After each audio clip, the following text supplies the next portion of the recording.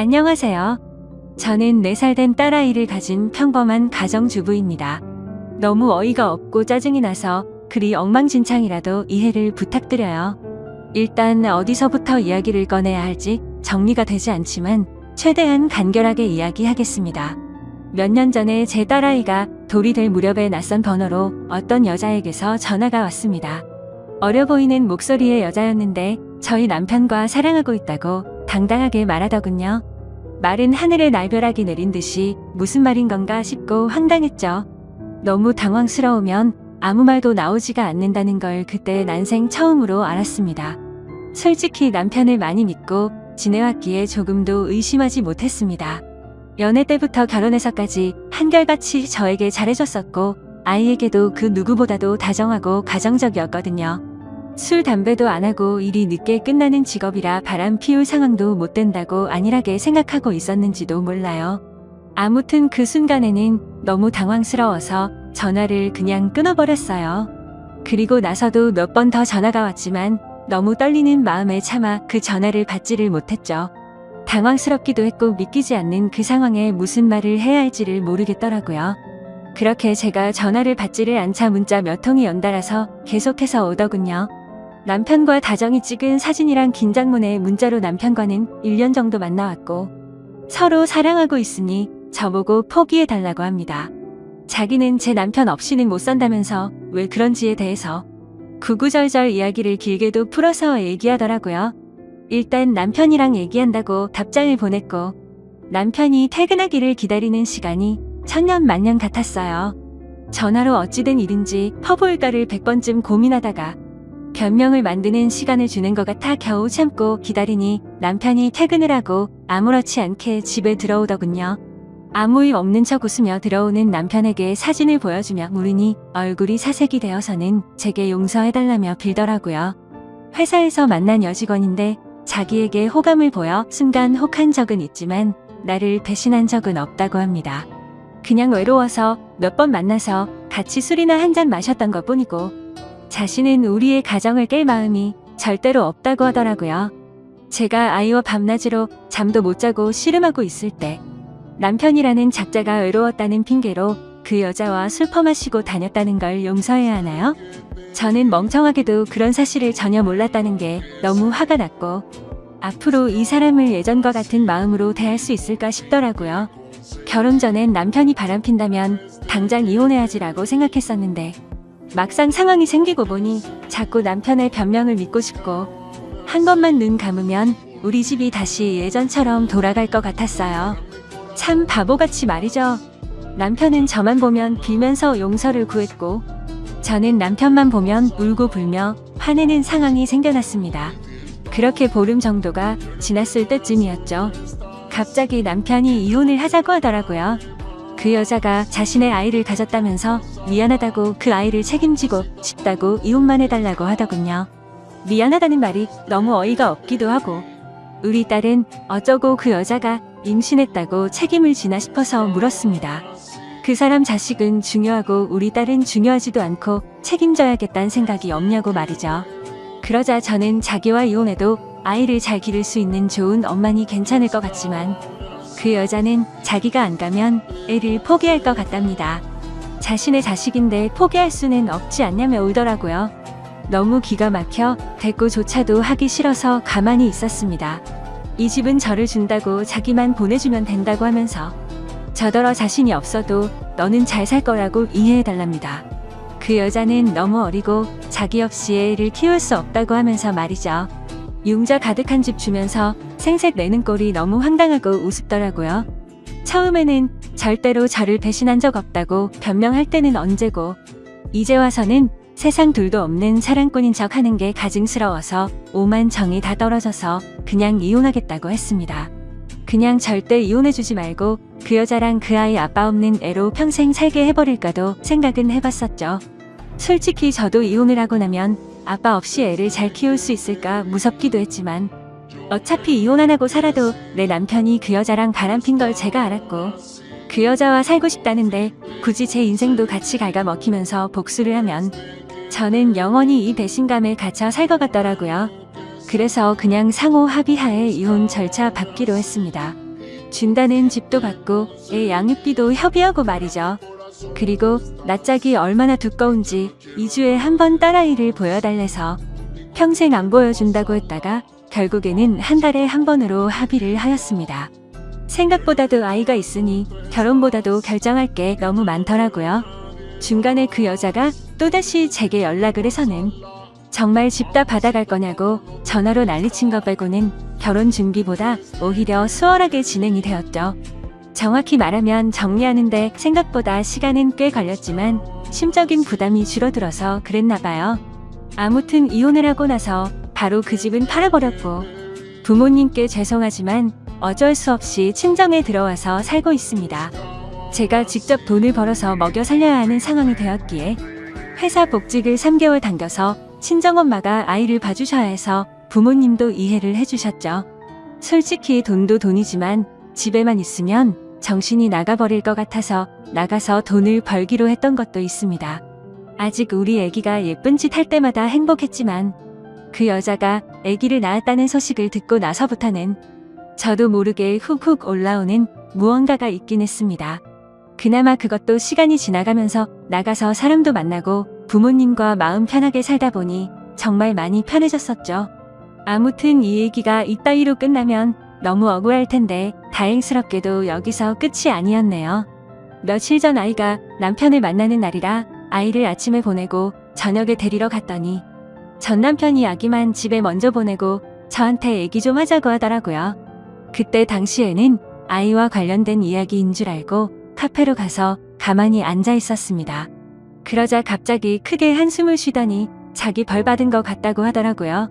무슨 헛소리를 하는 건가 싶어서 대꾸도 안 하고 쳐다봤더니 그 여자랑 낳은 아들이 자기 애가 아닌 것 같다고 하더군요. 자기랑 그 여자는 둘 다 A형인데 아이가 B형이라 의심이 간다고 말이죠. 자기가 찾아봤는데 B형이 나올 수 없다는 걸 알았답니다.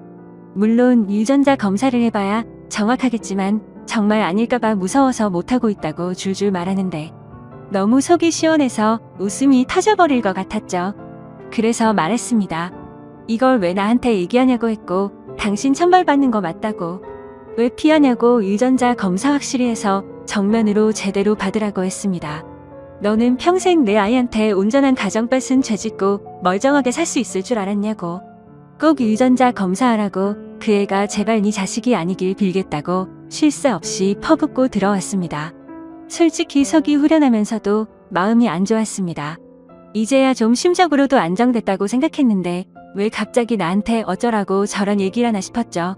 지금 며칠 정도 생각을 하다 보니 그것들이 못 살면 통쾌할 줄 알았는데 괜히 내가 이혼하던 과정들만 다시 생각나 심란하고 마음을 알 수 없게 되네요. 만약 전 남편이 자기 자식이 아니란 걸 알게 되고 저한테 같이 살자고 하면 어떻게 해야 할지 좀 고민도 들고 딸아이 때문에 제 마음이 약해질까봐 걱정이 됩니다. 아무튼 오늘부터 휴가라서 생각도 정리할 겸 부모님과 딸아이 데리고 어디라도 다녀와야겠네요. 감사합니다. 다음 사연을 들려드릴게요. 안녕하세요. 저의 이야기를 써볼까 합니다. 저는 그냥 흔하디 흔한 평범한 직장인입니다. 정말 이런 일이 있다는 게 믿기지 않을 만큼 저는 열심히 일해서 가정에 늘 충실했으며 아내와 함께 게임도 같이 즐기며 그 누구도 부럽지 않을 만큼 평범하지만 행복한 삶을 살고 있었습니다. 문제의 그날은 몸이 너무 좋지 않아서 저는 회사에서 오후 반차를 내고 평소보다 일찍 집으로 오게 되었습니다. 그런데 눈에 익었던 남자 신발이 현관에 놓여져 있는 겁니다. 눈에 익었던 신발은 저와 와이프가 함께하는 게임에서 알게 된 남자 동생의 신발이었습니다. 큰 충격과 함께 살만하는 마음으로 거실을 봤더니 아무도 없더군요. 아직은 상황을 알 수 없었지만 아내가 외도를 하는 건가라는 생각에 심장이 두근대서 터져버릴 것 같았습니다. 근래 들어 화장실에 들어가서 2시간씩 배가 아프다고 안 나오는 일이 허다했었고 하지 않던 산책을 갑자기 나가곤 해서 평소와 행동이 달라 뭔가 미심쩍긴 했었습니다.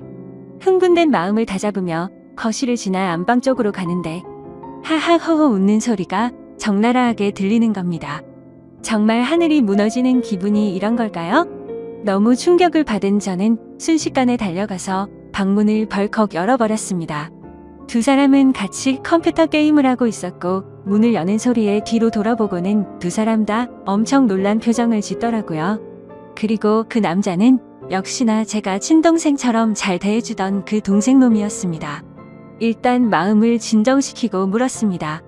우리 집에는 무슨 일로 온 거냐고 하니까 제 아내와 같이 컴퓨터 게임을 하려고 놀러 왔다고 하더군요. 상식적으로 유부녀와 같이 단둘이서 게임방을 가서 게임을 하는 것도 아니고 집에서 게임을 한다는 게 말이 되나요? 저는 그래서 게임방을 놔두고 왜 집에서 게임을 하냐고 물어보니까 그 남동생은 그렇지 않아도 지금 그러려고 했다고 바둥거리면서 말을 하더라고요. 성에 없는 거짓말에 너무 어이가 없어서 머리끝까지 화가 치밀어 올랐고 분노를 참지 못하고 사고를 칠 것 같아서 그 동생에게 당장 내 집에서 나가라고 소리쳤습니다. 그제서야 갑자기 진실을 고백하듯이 연신 미안하다 죄송하다 하면서 누나 잘못 아니다라고 하면서 도망치듯 나가더군요. 네, 누나만의 잘못은 아니겠죠. 둘 다 인간 같지도 않은 짓을 했는데 두 사람 다의 잘못이겠죠. 아내와 저는 조용히 한참 동안 아무 말 없이 있었고 제가 먼저 아내에게 말했습니다. 어린애도 속지 않을 거짓말하지 말고 솔직히 말하라고요. 그러자 아내는 진짜 아무 일도 없었고 그냥 게임을 하려고 부른 거라고 말을 하더군요. 그냥 더 이상 이야기를 나눠봤자 답이 없을 것 같아서 말했습니다. 둘이서 아무 일도 없었다고 하더라도 이렇게 나도 없는 집에다가 남자를 불러서 게임을 했다는 거 용납이 안 된다. 이제는 믿었던 신뢰가 깨졌으니 더 이상은 이 결혼 생활을 이어갈 자신이 없다고 말했죠. 그리고 나서 일단 여행용 캐리어를 꺼내서 아내의 옷들을 집어넣었고 그제서야 아내는 그냥 별 생각 없이 부른 거라며 미안하다고 무릎을 꿇고 손을 싹싹 빌며 미안하다고 했습니다. 그런데 어떻게 이게 용서가 될까요? 아무 일도 없었다고 하지만 유부녀가 남자를 집에까지 불렀다는 거 자체만으로도 제가 모르는 사이 무슨 일들이 벌어졌을지 알 수도 없는 거고 상상조차 하기가 싫었습니다. 심지어 연애 때부터 절대 이럴 여자가 아니라고 믿고 살아왔기에 충격은 훨씬 더 컸었고 정말 지옥이 있다면 딱 이 심정이겠구나 싶더라고요. 아무튼 아내는 계속해서 미안하다고 같은 말만 반복하면서 버티고 있었고 결국 저는 장인 어른에게 연락을 해 지금 있었던 일 그대로를 말했더니 아무 말씀도 없이 전화를 끊더군요. 저는 그 길로 주차장으로 내려가 차에 타자마자 정말 난생 처음으로 정신을 놓고 펑펑 울어버렸습니다. 그렇게 몇 시간이 지나 장인어른이 집으로 오라고 해서 올라갔더니 술을 드시고 계시더군요. 근데 식탁 앞에 앉자마자 장인어른은 갑자기 삿대질을 하면서 가정도 지키지 못하는 게 네가 그러고도 가장이냐 한심하다 한심해 이러는 겁니다.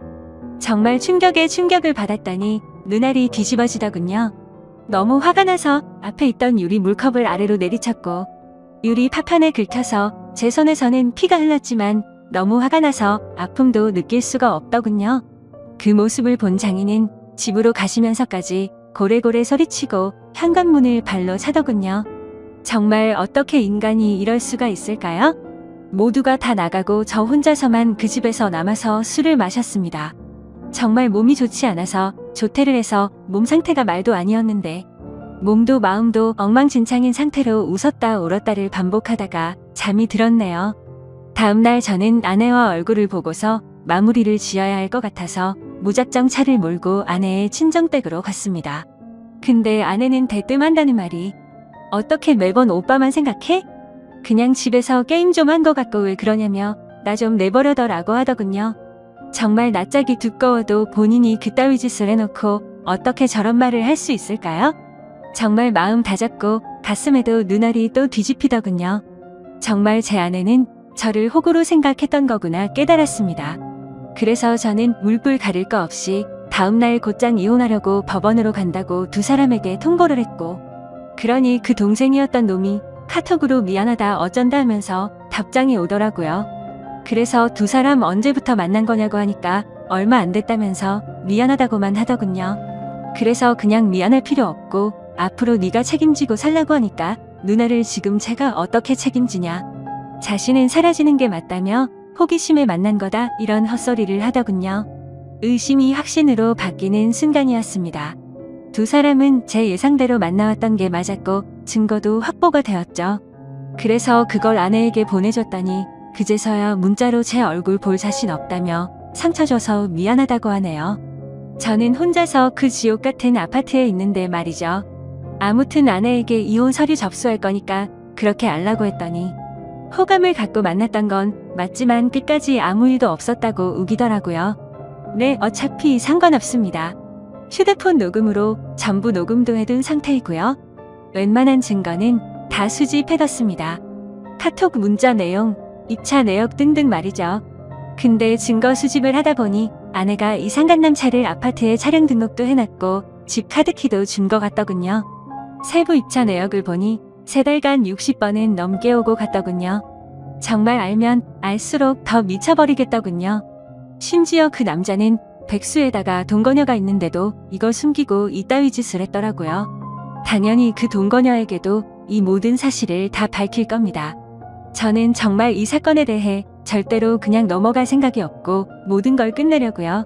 배신감, 자괴감에 치를 떨었고 그래도 사랑하는 아내라 용서를 해줄까도 했지만 적반하장으로 나오는 아내와 처가의 행동에 정말 바닥의 끝을 보고 나서 오히려 제정신이 들었습니다. 천국에서 지옥으로 바뀐 그 집에서 혼자 버티며 저는 더욱 더 확고해지고 있네요. 심지어 아내는 제가 직접 모은 증거들을 끝까지 부인하네요. 전 단지 진정성 있는 사과와 반성을 원했는데 말입니다. 정말 뻔뻔하게 마음대로 하라고 하면서 한 번의 실수도 못 넘어가냐며 오히려 저를 치사하다고 생각하더군요. 정말 이 충격적인 일에 너무 힘들어서 정신과 상담을 받았습니다. 전문의 말로는 상당히 위험하다고 심리 검사를 받고 결과를 기다리는 중입니다. 심리 상담자 말로는 이 상황은 자식이나 부모를 잃은 충격과 흡사하다고 하네요. 저 두 사람은 죽었다 깨어나도 제 심정을 절대로 모를 겁니다. 제가 얼마나 죽을 만큼 힘들고 그래도 안간힘을 쓰며 버텨왔는지를요. 그래서 보여줄 겁니다. 전 그들이 얼마나 잘못된 일을 하고 있는 것인지 앞으로 뼈저리게 느끼게 해줄 겁니다. 저를 건드린 건 인생 최대의 실수라고 생각이 들게 해주고 싶네요. 지금까지 제 사연을 들어주셔서 감사드립니다. 다음 사연을 들려드릴게요. 넋두리입니다. 자작이라 하셔도 좋고 멍청하다고 욕을 하셔도 좋습니다. 그냥 어디에든 말하지 않으면 너무 힘들어서 제가 정신이 나갈 것만 같아서 이렇게 글을 씁니다. 5년 동안 전혀 몰랐습니다. 정말 까마득히 모르고 살았던 제가 너무 원망스럽네요. 이 더러운 곳에서 저만 나가면 그만인데 왜 이렇게 눈물이 나는지 모르겠습니다. 아무튼 지금부터 드라마에서도 나오지 않을 법한 제 이야기를 시작할게요. 남편과 신우는 이복남매라고 했습니다. 저는 남편보다 5살이 많았고 신우는 남편보다 7살이 어렸죠. 남편의 친엄마는 남편이 어릴 때 돌아가셨고 새어머니를 평생 엄마처럼 여기며 살았다고 하더라고요. 그리고 그 새어머니와 친아버지 사이에서 태어난 신우가 있었는데 나이 차이가 많아서 그런지 남편은 살뜰하게 신우를 살폈고 신우는 저랑 나이 차이가 많이 나서 그런지 약간의 어린 행동을 하는 거, 쇠에는 그저 무난무탈한 신우였습니다. 아무튼 신우가 18살 되던 해에 새어머니도 돌아가시게 됐고 건축업을 하시는 아버지는 지방에서 공사가 많아서 한 달에 2-3번 집에 오시고는 했었다고 하더군요. 가끔 도우미 아줌마를 부르기도 하고 남편하고 신우가 청소랑 밥을 해먹으면서 서로 챙기며 살아가던 시절에 저는 남편을 만나서 연애를 했죠. 그때 신우의 나이는 20살이었고 남편의 나이는 27 그리고 저는 32의 나이였습니다. 32살인 저는 27의 남자친구가 나와 결혼해주지 않을까 봐서 전전긍긍했고 어린 신우가 시집을 갈 때까지 같이 살면서 보살펴 주기로 하는 조건을 걸고 제 나이 34세 결혼을 했네요.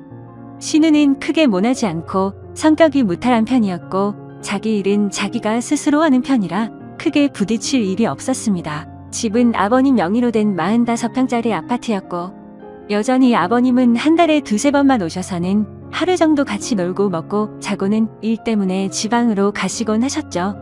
29의 남편은 제 남편이라서가 아니라 누가 보더라도 훈훈한 외모에 능력도 매너도 좋은 남자였습니다. 하지만 그에 비해 저는 그냥 평범한 사람이었고 그나마 내세울 수 있는 건 제 나이에서 3살 정도 어려 보이는 그냥 조금 동안의 평범한 외모입니다. 그래서 그런지 잘난 남편이 불안해서 남편과 연애를 하던 시절부터 항상 외모에 신경을 쓰고 살았고 집안일도 사회생활도 모든 면에서 부족함 없이 완벽한 아내가 되기 위해 무던히도 노력해왔죠. 다행스럽게도 남편은 출장 외에 특별히 술을 먹거나 늦는 일이 없더라고요. 집안일도 같이 해주고 시누이가 시집살이 시키지는 않느냐며 너스레도 떨어주던 자상한 남편이었습니다. 사실 연애할 때 뜻하지 않게 임신이 되어 아이를 낳고자 했지만 그때 결혼할 수 있는 상황이 아니었기에 남편은 평생 동안 꼭 책임져 준다고 약속을 하고 아이를 지웠어요. 물론 그때는 너무 큰 상처였지만 결국에는 약속대로 결혼도 하고 저를 책임져 주었으니 더 이상은 상처가 아니라고 생각했습니다. 그런데 불행하게도 결혼 이후 아이를 갖기 위해 무던히 노력했는데 뜻처럼 아이가 생기지 않더라고요. 정말 의도치 않았을 때는 한 번에 임신이 되더니 아무리 노력해도 임신이 되질 않더군요.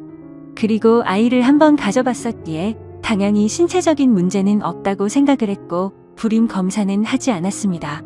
정말 아이 하나만 내 곁으로 와주면 더 이상 바랄 게 없는 그런 완벽한 결혼 생활이었죠. 남편은 신혼을 살뜰히 챙겼지만 내 눈에 이상해 보이지 않을 정도였고 정말 단 한 번도 신우와 남편의 사이를 이상하다고 생각해 본 적조차 없었습니다. 그러던 어느 날이었죠.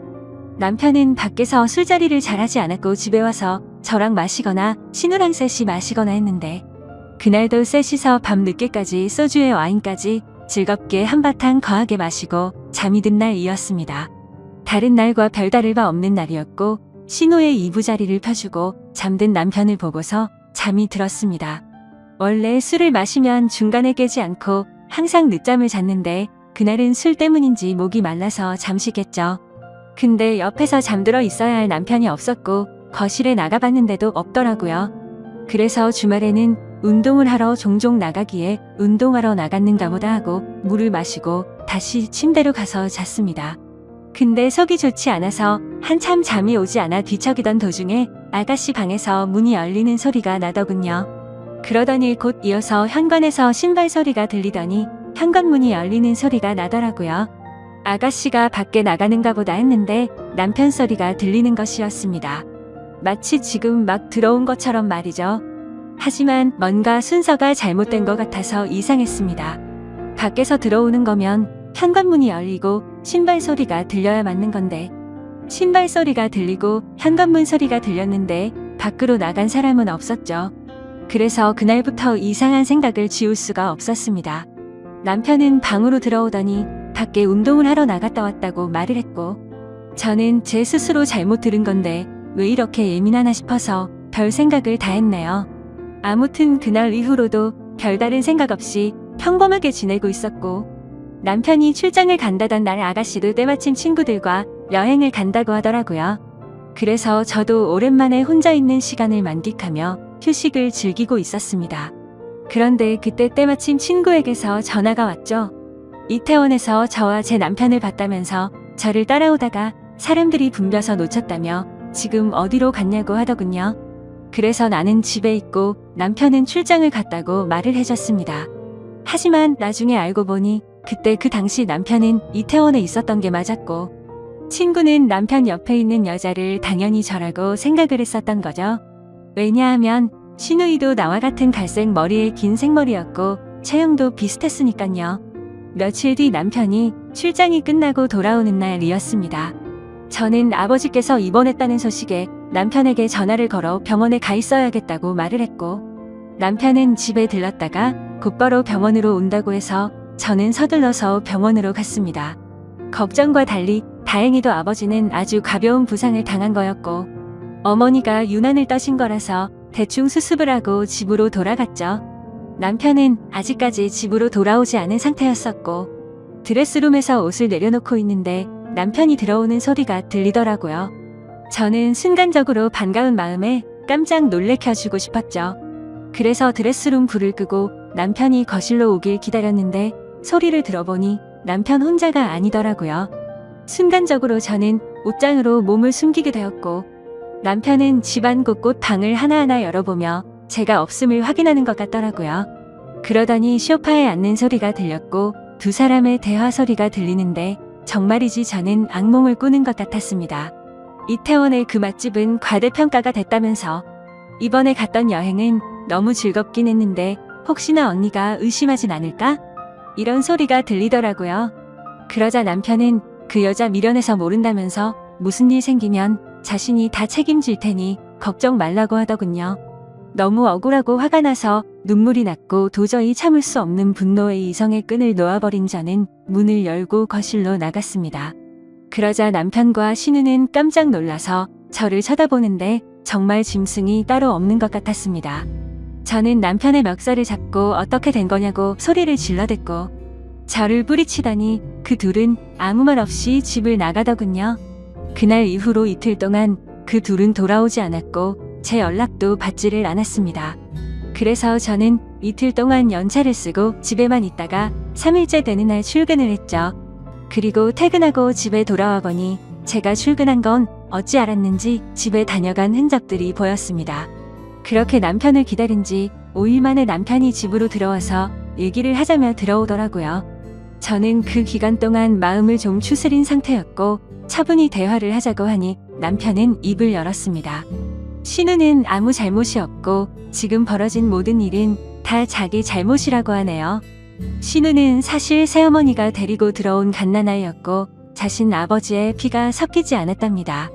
새어머니를 받아들이지 못하는 할머니 때문에 애를 낳아왔다고 아버지가 거짓말을 한 것이었대요. 아무튼 그렇게 새어머니가 돌아가시고 나서 신우는 남편에게 많이 의지를 하게 됐고 집에서나 밖에서나 단둘이 지내는 일이 많아지고 서로 의지하면서 서로 간의 감정이 커져가기 시작했답니다. 그때 서로의 마음을 알게 됐을 때가 신우가 대학생이었고 남편은 군대를 전역했을 때였다고 하더라고요. 하지만 아무리 피가 안 섞인 남남이라고 할지라도 잘못된 걸 알았기에 서로가 몇 번이나 연락을 끊고 새롭게 살아보려 했지만 잘 되지 않았답니다. 그냥 서로가 가족, 연인 그 이상의 감정이라 더 이상은 끊어낼 수가 없다는 사실을 깨달았다고 하더군요. 저랑 연애하는 기간에는 물론이고 결혼하고 나서도 두 사람은 저를 속여왔다고 다 털어놓았습니다. 신우가 간혹 생겼다던 남친도 다 거짓말이었고 단지 제 눈을 피하기 위한 일종의 작전이었던 거죠. 신우의 철없는 행동으로 혹시나 내 의심을 살까봐 남편이 그동안 케어한 것까지 전부 말을 하더군요. 그리고 남편은 혹시나 하는 마음에 정관수술까지 했답니다. 제가 아이를 가지면 신우가 질투에 눈이 멀어서 무슨 일이 벌어질까봐 그랬답니다. 정말 남편이 진실되게 하는 말을 들으면서도 이게 꿈인지 진짜인지 믿을 수가 없겠더라고요. 순순히 자기 입으로 시인을 했지만 간통죄가 없어졌으니 이 둘을 감옥으로 보낼 수도 없는 노릇이었습니다.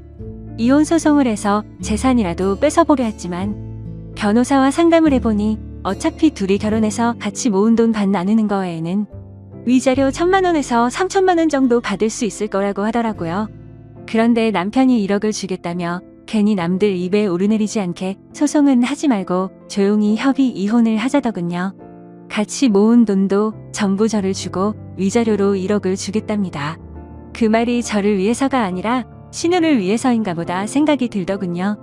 그리고 얘기를 들어보니 시아버지란 사람도 이미 알고 있는 것 같았습니다.